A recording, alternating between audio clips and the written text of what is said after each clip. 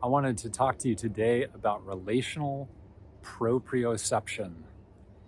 Now, in the neuroscience of high-end athletics, we talk about proprioception. Proprioception is a fancy scientific sounding word for knowing where you are in space. So dancers work with this, ice skaters work with this, gymnasts work with this. And in my own experience in rock climbing, it's how you know exactly how far to reach. When you're throwing yourself through the air, how far do you reach to grab the next handhold?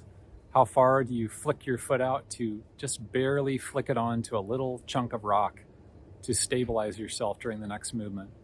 Things like this. Now, proprioception for athletics and for dance is just second nature. It's just part of what you're doing, is knowing where you are in space.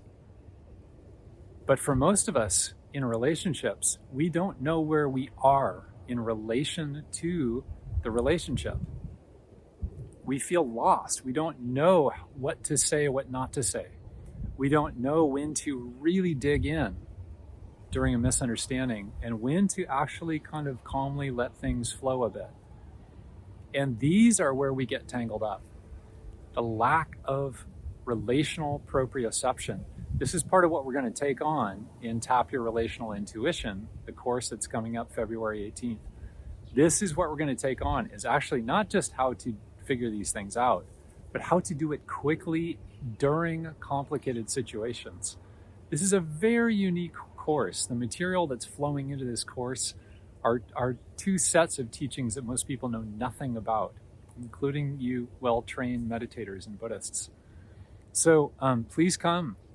We'd love to see you there and see what we can provide to help you orient yourself in those deeply confusing situations.